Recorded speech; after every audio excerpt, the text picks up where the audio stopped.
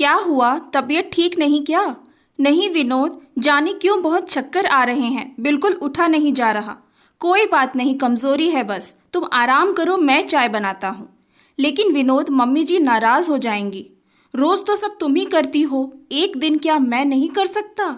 तुम आराम करो। विनोद ने सौम्या के बालों को सहलाकर मुस्कुराते हुए कहा तो सौम्या भी मुस्कुरा उठी और निश्चिंत मन से आंखें बंद कर करवट बदल लिया। सौम्या और विनोद की शादी को अभी कुछ ही महीने बीते थे। विनोद के घर में सिर्फ उसकी माँ रमा जी थीं। विनोद के पिताजी कुछ सालों पहले गुजर चुके थे। विनोद की माताजी पुराने ख्यालों की महिला थी।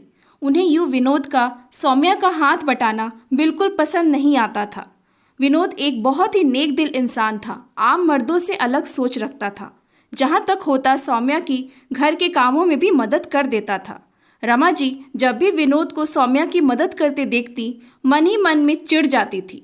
सौम्या जानती थी उसकी सासू माँ को ये पसंद नहीं आता था, तो वो हमेशा विनोद को मना करती, लेकिन विनोद नहीं मानता था। कभी गीले कपड़े छत पे सूखने डाल देता, तो कभी रसोई में मदद चला आता था।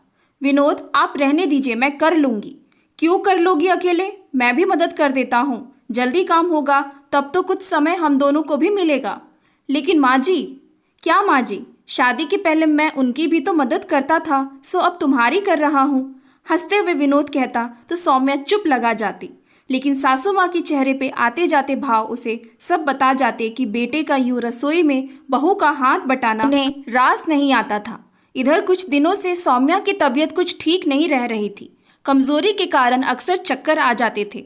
सब कुछ जान सुन के भी रमा जी निर्विकार भाव से चुप्पी लगाए रखती, जैसे कुछ मालूम ही ना हो।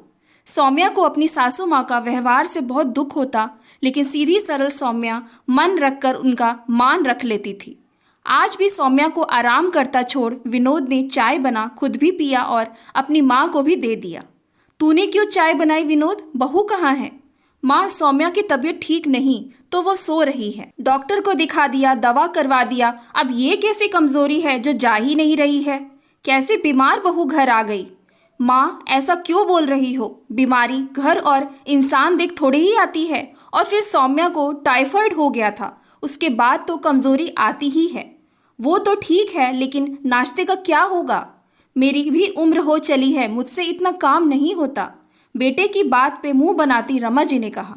माँ की बात पे विनोद आश्चर्य में पड़ गया। अभी 6 महीने ही हुए थे सौम्या को बहू बन आए हुए। उसके पहले तो सारा काम माँ अकेली ही करती थी। एक काम वाली आती थी सफाई करने, उसके साथ भी माँ लगी रहती थी। और अचानक 6 महीनों में माँ इतनी बूढ़ी हो गई कि एक कप चाय भी नहीं बना सकती थी। माँ के साथ बहस में करना विनोद को किसी भी दृष्टिकोण से उचित नहीं लगता था। इसीलिए उसने बिना कोई जवाब दिए नाश्ते की तैयारी की और ऑफिस निकल पड़ा। थोड़ा सोकर सौम्या उठी तो तबीयत संभली लग रही थी। नहा धोकर दोपहर का खाना बनाया। माँ जी, खाना खा लीजिए। बहुत जल्दी बना दिया खाना बहू, अब सीधा रात को ही खाऊंगी। मेरा मन तो मेरे बेटे की हालत देखकर ही भर गया। अच्छा खासा मेरा श्रवण कुमार जैसा बेटा जोरू का गुलाम बनकर रह गया है। सासू माँ की रूखी बातें सुन सौम्या की रुलाई फूट पड़ी। चुपचाप सास को खाना दे कमरे में आ गई। पिछले 6 महीनों की बीती बातें आंखों के आगे चलचित्र सी घूम रही थी। कितनी खुश थी सौम्या विनोद को अपने हमसफर के रूप में पाकर। उसका सौम्य स्वभाव और सुलझा व्यक्तित्व सौम्या को बहुत पसंद आया था। छोटा सा परिवार था विनोद का। कहाँ तो सौम्या ने सोचा था कि अपनी सासू माँ की सेवा कर उनका दिल जीत लेगी, लेकिन यहाँ तो सासू माँ हमेशा उखड़ी उखड़ी रहती सौम्या से। शाम को विनोद ऑफिस से आया तो सौम्या की सूजी आंखें और माँ का सूजा मुंह जैसे सब बता दिया था उसे। समझ तो विनोद भी रहा था कि उसकी माँ का व्यवहार सौम्या के प्रति अच्छा नहीं, लेकिन माँ को दुख ना हो तो चुप लगाए हुए था। क्या हुआ माँ, सब ठीक है ना? मुझे क्या होना है, तुनक की माँ ने जवाब दिया।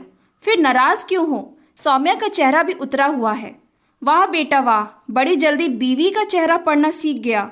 जा, अब जाकर मना उसे, खाना बना खिला, रसोई में रखे बर्तन धो। पक्का जोरू का गुलाम बन गया है तू तो। ऐसे उम्मीद ना थी तुझसे। कभी देखा है अपने चाचा ताऊ के बेटे को अपनी पत्नियों की मदद करते? वो तो अच्छा है हम अलग रहते हैं, वरना सबके बीच मजाक कर बन रह जाते हम माँ बेटे। माँ की बातें सुन विनोद सन्न रह गया। ये कैसी बातें कर रही हो माँ? अगर पत्नी बीमार है और पति उसकी मदद कर दे तो वो जोरू का गुलाम बन जाता है। मदद तो मैं आपकी भी करता था, तब तो चाचा ताऊ सब मुझे श्रवण कुमार जैसा बेटा कहते थे। अब अगर मैं सौम्या की मदद कर रहा हूँ, वो भी तब जब उसकी तबीयत ठीक नहीं है, तो मैं गुलाम बन गया।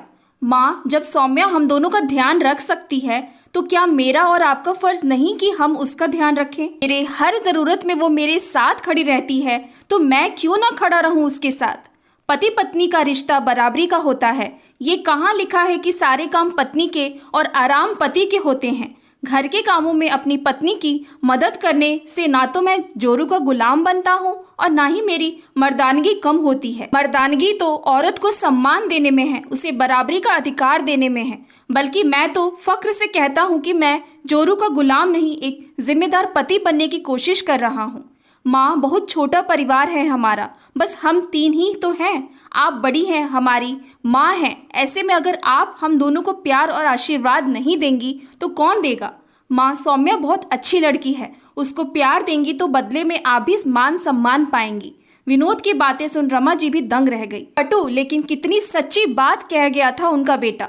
जब बेटा सेवा करे तो श्रवण कुमार, और जब वही बेटा जब अपनी पत्नी की मदद कर दे तो जोरू का गुलाम बन जाता है।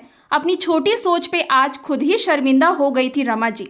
माँ के चेहरे पे आए भाव पढ़ मन ही मन विनोद भी समझ गया कि आज उसकी माँ को रिश्तों की सही परिभाषा समझ आ गई थी। विनोद का मन निश्चिंत हो उठा था, क्योंकि अब उसका परिवार एक सुखी परिवार बनने की राह पे चल पड़ा था। जब भी कोई बेटा अपने माता पिता भाई बहन की सहायता या सेवा करता है तो श्रवण कुमार बन जाता है, लेकिन जब वो अपनी पत्नी की मदद कर दे तो जोरू का गुलाम बन जाता है। ये कहाँ तक उचित है? पति पत्नी तो बराबर के रिश्ते में होते हैं, फिर प्यार और देखभाल दोनों को एक दूसरे की बराबर ही करनी चाहिए। आशा है कहानी पसंद आई होगी। Thanks for watching. Please like and subscribe my channel.